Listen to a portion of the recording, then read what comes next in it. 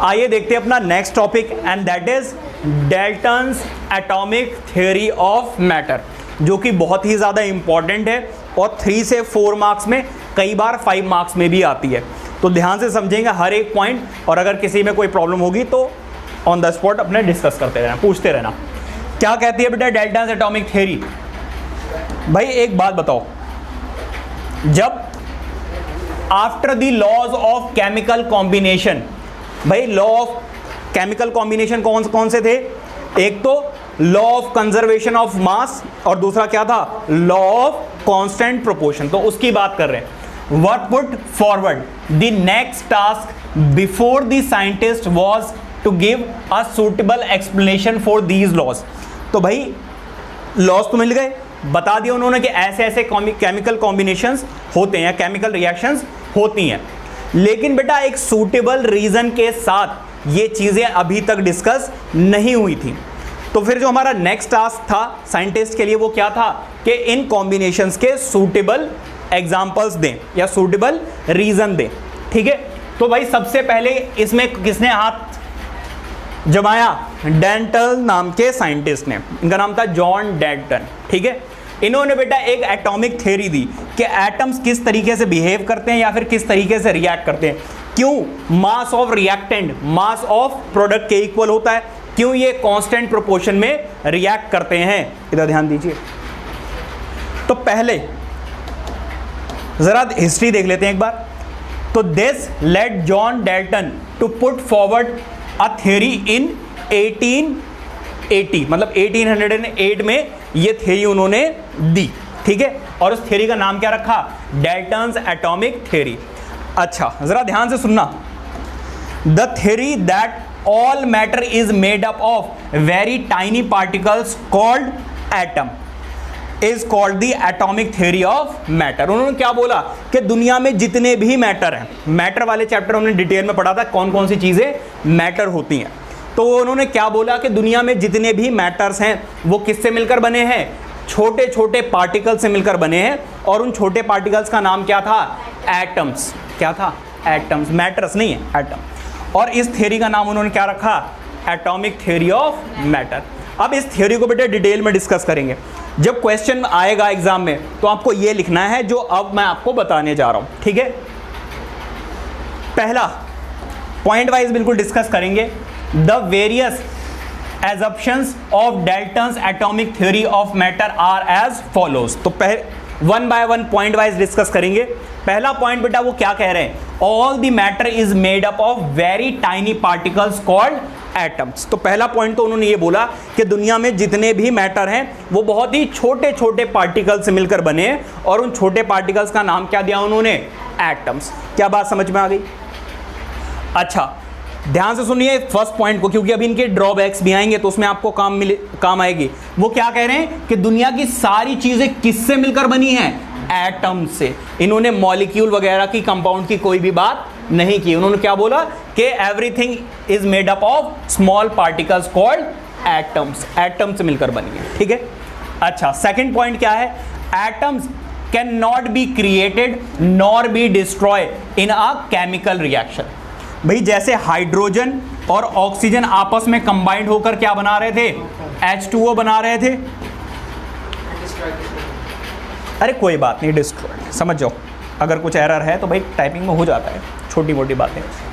देखो यहां पर भी हाइड्रोजन था, यहां पर भी हाइड्रोजन है। अगर आप ध्यान दें तो यहां पे देखो 2 2 4 हाइड्रोजन्स हैं, और यहां पर भी 2 2 4 हाइड्रोजन्स हैं। यहां पर भी 2 ऑक्सीजन है, और ये जो 2 है वो दोनों के लिए है, हाइड्रोजन के लिए भी और ऑक्सीजन के लिए भी। तो 2 ही ऑक्सीजन यहां पर भी है। तो वो ये कह रहे हैं कि जब भी कोई केमिकल रिएक्शन होती है तो ना ही एटम्स क्रिएट होते हैं और ना ही डिस्ट्रॉय होते हैं। क्रिएट नहीं हो रहे हैं तो इसका मतलब ये नहीं कि 4 से 6 बन जाएंगे, 4 के 4 ही हाइड्रोजन अभी भी हैं। 2 ऑक्सीजन बेटा यहां पर हैं और 2 ही ऑक्सीजन यहां पर है। ऐसा नहीं होगा कि बेटा 2 ऑक्सीजन आपस में कंबाइंड और 1 ऑक्सीजन रह जाए, ऐसा नहीं होगा। इसका मतलब यह है कि atoms can not be created nor be destroy in a chemical reaction. और अगर बेटा ध्यान देना नंबर ऑफ एटम्स सेम है रिएक्टेंट में भी और प्रोडक्ट में भी, तो इसका मास और इसका मास सेम होगा या नहीं होगा? हाँ जी भाई। तो इसी पॉइंट से हमें यह भी पता चलता है कि law of conservation of mass is true. ठीक है, इस वजह से बेटा, क्योंकि एटम जो है वो ना ही क्रिएट होते हैं और ना ही डिस्ट्रॉय होते हैं, इसीलिए मास ऑफ रिएक्टेंट जो है वो मास ऑफ प्रोडक्ट के इक्वल रहता है। ठीक है, तो ये वाला पॉइंट जो है वो law of conservation of mass को सेटिस्फाई करता है। नेक्स्ट पॉइंट जरा देखिए, atoms of a given element are identical in respect of mass, size and chemical properties. इस पॉइंट को बेटा ध्यान से समझेंगे। वो आपसे क्या कह रहे हैं कि कोई भी एलिमेंट है, कोई भी एटम है, सॉरी, ये हाइड्रोजन है और एक ये हाइड्रोजन है, इन दोनों का बेटा मास जो है वो सेम होगा, इसका भी 1 होगा और इसका भी 1 होगा। पहली चीज, इनका जो साइज है, मान लीजिए ये हाइड्रोजन है तो इस वाले हाइड्रोजन का भी साइज क्या होगा? सेम है, तो दोनों का मास सेम होगा, दोनों को साइज सेम होगा और इनकी जो केमिकल प्रॉपर्टीज है वो भी क्या रहेंगी? सेम। मतलब ये वाला हाइड्रोजन अगर ऑक्सीजन के साथ रिएक्ट करेगा तो ये भी क्या बनाएगा? वाटर।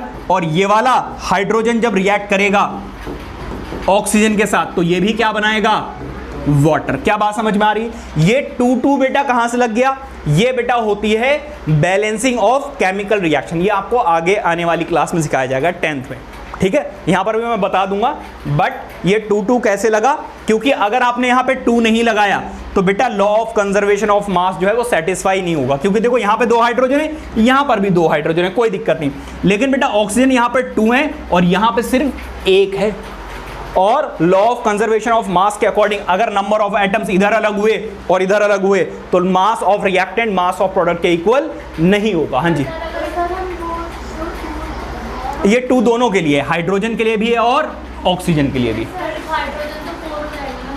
हाइड्रोजन 4, हाँ जी बिल्कुल, यहां पर भी तो 4 है, देखो ना, 2 2 सा 4, यहां पर भी 4 है हाइड्रोजन, यहां पर भी 4 है, ऑक्सीजन यहां पे 2 है और यहां पर ऑक्सीजन भी 2 है।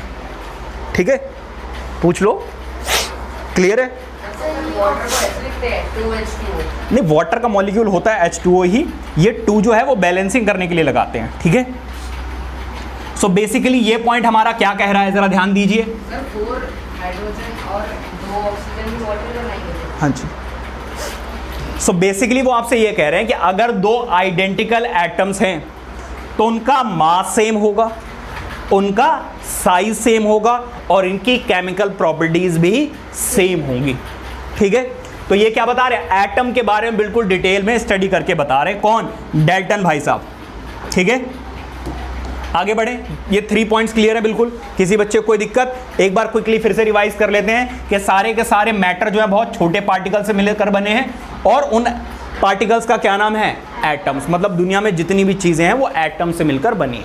दूसरी चीज, atoms can neither be created nor be destroy in a chemical reaction. इसके बाद वो ये कह रहे हैं अगर 2 सेम एलिमेंट्स के एटम्स हैं तो उनका मास सेम होगा, साइज सेम होगा और केमिकल प्रॉपर्टीज सेम होंगी। बताइए कोई दिक्कत? आगे बढ़ा जाए। अब जरा ध्यान देना, ये दोनों पॉइंट जो है वो बिल्कुल सिमिलर है। वो आपसे ये कह रहे हैं atoms of different elements have different masses, size and chemical properties. जरा ध्यान देना, एक है हाइड्रोजन और दूसरा है ऑक्सीजन। इन दोनों का एटॉमिक मास क्या होगा? डिफरेंट होगा। तो वो कह रहे हैं अगर 2 एटम्स हैं डिफरेंट एलिमेंट्स के तो उनका एटॉमिक मास सेम होगा, डिफरेंट मासेस होंगे, इनका साइज भी क्या होगा? डिफरेंट होगा। देखो ये छोटा है, ये बड़ा है, और इनकी केमिकल प्रॉपर्टीज भी अलग अलग होंगी। फॉर एग्जाम्पल अगर ये हाइड्रोजन कार्बन के साथ रिएक्ट कर जाए तो बेटा CH4 बनाता है। क्या बनाता है? CH4 बनाता है।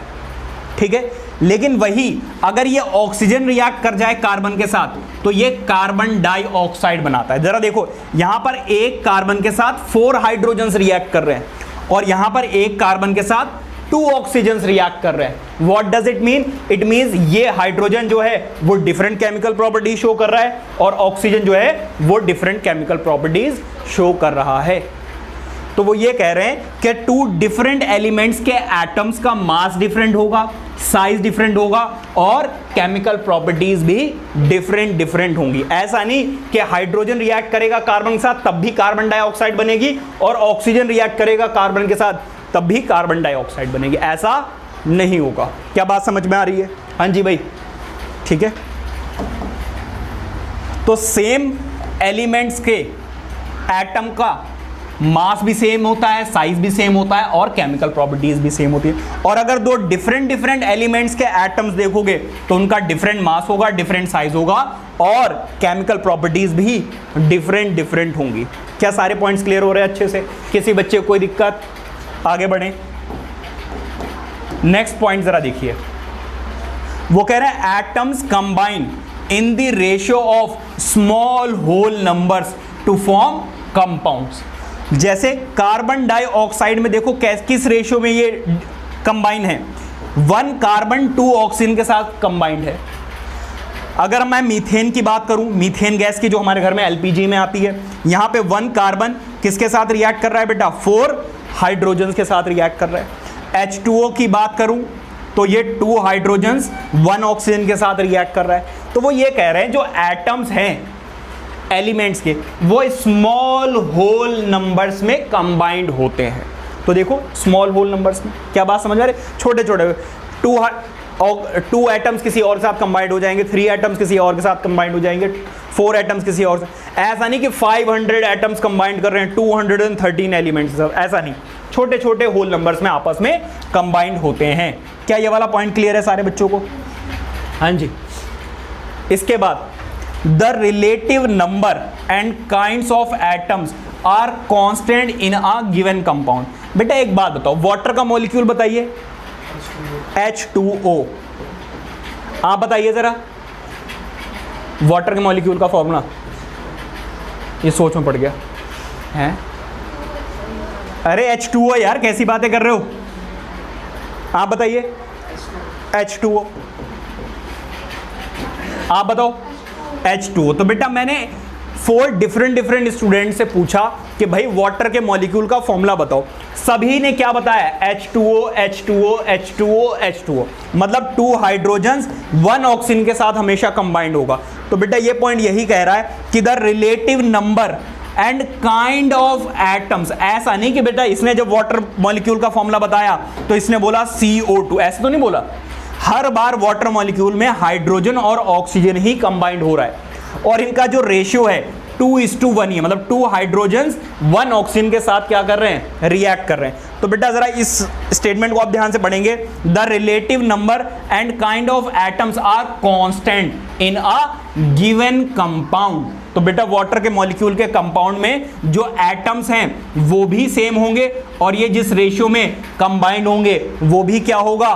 कांस्टेंट होगा या फिर फिक्स्ड होगा। क्या बात समझ में आ रही है? Next point. हाँ जी। 4 और 2 भी नहीं लिखते हैं? 4 और 2 H2O को क्यों नहीं लिखते हैं बेटा? ये चीज़ आपको आगे वैलेंसी में सिखाई जाएगी। जब वैलेंसी बताएंगे ना आपको एटम्स की और किस तरीके से वो आपस में कंबाइंड हो रहे हैं, वो सारी चीज़ें बताई जाएंगी, तब क्लियर होगा कि ऐसा क्यों नहीं हो रहा। ठीक है, अच्छा लास्ट पॉइंट बेटा डिस्कस कर लेते हैं। वो आपसे क्या कह रहे हैं? Atoms of the same element can combine in more than 1 ratio. जैसे कि हाइड्रोजन का एक ये एटम लिया मैंने और एक ये हाइड्रोजन जब वाटर के साथ रिएक्ट करता है तो ये किस रेशियो में रिएक्ट करता है? 2:1, मतलब 2 हाइड्रोजन 1 ऑक्सीजन के साथ क्या करता है? रिएक्ट करता है। वहीं अगर इस हाइड्रोजन को कार्बन के साथ रिएक्ट करा दिया जाए तो ये CH4 बना लेता है। यहां पर किस रेशियो में कंबाइंड हो रहा है? 1:4। यहां पर 2 हाइड्रोजन रिएक्ट कर रहे हैं और यहां पर 4। जैसे मैं हाइड्रोक्लोरिक एसिड की बात करूं तो HCl होता है। क्या होता है? HCl। यहां पर 1 हाइड्रोजन 1 क्लोरीन के साथ आपस में कंबाइंड हो रहा है। तो वो आपसे ये कह रहे हैं कि सेम टाइप का एटम डिफरेंट रेशियो में कंबाइंड हो सकता है। क्या बात समझ में आ रही है? So atoms of same element can combine more than 1 ratio. देखो ये रेशियो अलग है, ये रेशियो अलग है, ये रेशियो अलग है। तीनों रेशियो बेटा अलग अलग है या नहीं है? ऐसा नहीं है कि जब हाइड्रोजन रिएक्ट करेगा तो बेटा वो हमेशा 2 हाइड्रोजन H2 ही बनाएगा, ऐसा ज़रूरी नहीं है। 2 हाइड्रोजन भी रिएक्ट कर सकते हैं, 4 हाइड्रोजन भी रिएक्ट कर सकते हैं और सिंगल हाइड्रोजन भी रिएक्ट कर सकता है। ये वाला पॉइंट क्लियर है? किसी बच्चे को कोई डाउट तो दोबारा से पूछ लो। एक बार क्विकली फिर से रिवाइज कर लेते हैं क्योंकि ये 3 to 4 मार्क्स का आएगा और अगर किसी बच्चे को दोबारा से डाउट होगा तो पूछ लेगा, ठीक है। पहली चीज, सारे के सारे मैटर आसपास में आपको जो भी नजर आ रहा है वो मैटर है, वो किससे मिलकर बने हैं? एटम से मिलकर बने हैं। सेकेंड पॉइंट, एटम जो है जब भी केमिकल रिएक्शन होगी ना ही क्रिएट होंगे और ना ही डिस्ट्रॉय होंगे। क्लियर हो रही बात है नहीं? Third point, atoms of the given element are identical. अगर किसी भी एलिमेंट के एटम्स देखोगे, हाइड्रोजन का एक ये एटम है, दूसरा ये है, इन दोनों का मास सेम होगा, साइज सेम होगा और केमिकल प्रॉपर्टीज भी सेम होगी। यहां पर वो आपसे कह रहे हैं एटम्स ऑफ डिफरेंट एलिमेंट, मान लीजिए एक हाइड्रोजन ले लिया और एक ऑक्सीजन ले लिया, तो ये एटम्स हैं 2 डिफरेंट एलिमेंट्स के, इन दोनों का मास भी डिफरेंट होगा, साइज भी डिफरेंट होगा, केमिकल प्रॉपर्टीज भी डिफरेंट होंगी। समझ में आ रही बात? यानी आ जाओ बेटा 5th पॉइंट पे। एटम्स जो हैं वो कंबाइंड होते हैं स्मॉल होल नंबर्स में, जैसा कि हमने देखा था केमिकल फॉर्मूले बनते हैं। रिलेटिव नंबर्स, किसी भी एक कंपाउंड में एक तो नंबर ऑफ एटम्स और जो एटम्स प्रेजेंट होते हैं, जैसे H2O में एक तो नंबर ऑफ एटम्स, जैसे 2 हाइड्रोजन और 1 oxygen, number of atoms fix है और इनके अंदर वाटर मॉलिक्यूल के अंदर हमेशा हाइड्रोजन और ऑक्सीजन ही कंबाइंड होंगे, इसके अलावा कुछ और कंबाइंड नहीं हो सकता है बेटा, ठीक है। तो नंबर ऑफ एटम सेम रहेंगे और काइंड्स ऑफ एटम्स भी सेम रहते हैं इन अ गिवन कंपाउंड। क्या बात क्लियर हो रही है? लास्ट पॉइंट जरा देखते हैं। वो ये कह रहे हैं एक ही एटम एक से ज्यादा रेशियो में कंबाइंड हो सकता है, जैसा कि मैंने अभी आपको हाइड्रोजन के साथ एग्जांपल्स दिए। क्या ये क्लियर है? किसी बच्चे कोई डाउट? हाँ जी 6th वाला बेटा वो आपसे ये कह रहे हैं atoms of the same elements combined. देखो ये हाइड्रोजन है, वाटर बनाने के लिए ये 2:1 रेशियो में कंबाइंड हो जाता है। हाइड्रोजन जब मीथेन गैस बनाता है तो CH4 बनाता है, फॉर्मूला होता है, तो 1 कार्बन और 4 हाइड्रोजन होते हैं। अगर हाइड्रोक्लोरिक एसिड की बात करूं तो वो HCl होता है। तो यहां पर 1 हाइड्रोजन 1 क्लोरीन के साथ रिएक्ट कर रहा है। तो वो ये कह रहे हैं एक ही एटम डिफरेंट अरे भाई एक ही एटम डिफरेंट रेशियो में कंबाइंड हो सकता है। ये कहे उसका 6 पॉइंट। लेकिन ये तो 7th वाला है ना। आप कौन सा 6 पूछ रहे हो? अरे यार 6 पूछ रहा है, कोई बात नहीं। 6 देखो, the relative number and kinds of atoms. अरे मेरे बड़े भाई, H2O वाटर का मॉलिक्यूल एक ये है, दूसरा ये है, थर्ड ये है। इन तीनों बेटा वाटर मॉलिक्यूल्स में एटम्स जो प्रेजेंट है वो सेम है या नहीं है? इसमें भी हाइड्रोजन है, ऑक्सीजन है, इसमें भी हाइड्रोजन और ऑक्सीजन, इसमें भी हाइड्रोजन और एटम। तो वो कह रहे हैं कि किसी भी एक कंपाउंड में जो एटम्स हैं वो रहते हैं सेम, और नंबर ऑफ एटम्स मतलब हमेशा 2 हाइड्रोजन और 1 ऑक्सीजन ही कंबाइंड होंगे, हमेशा 2 हाइड्रोजन और 1 ऑक्सीजन ही कंबाइंड होंगे। तो नंबर ऑफ एटम्स भी सेम रहते हैं और जो एटम्स प्रेजेंट है मतलब हाइड्रोजन और ऑक्सीजन, जब भी वाटर का मॉलिक्यूल बनाएंगे तो हाइड्रोजन और ऑक्सीजन ही कंबाइंड होकर बनाएंगे, कुछ और नहीं हो सकता, ठीक है। अगर हाइड्रोजन में नंबर कम कर दिए, ऑक्सीजन के साथ कर दिए, तब भी वाटर बनेगा। तो वाटर बनेगा ही नहीं, ऐसा नहीं होगा। मैं आपसे कह रहा हूँ ना, ये ऐसा नहीं होगा। हमेशा वाटर जब मॉलिक्यूल बनेगा तो 2 हाइड्रोजन ही 1 ऑक्सीजन के साथ कंबाइंड होगा। क्लियर हो गई बात यानी? तो ये है आपकी डाल्टन्स एटॉमिक थ्योरी। उन्होंने सारी के सारे चीज़ें बता दी कि एटम किस तरीके से रिएक्ट करता है, किस तरीके से केमिकल फॉर्मूला बनाता है, कैसा उनका साइज होता है और किस तरीके से वो रिएक्शन शो करते हैं। समझ में आ गई बात है? Please note it down.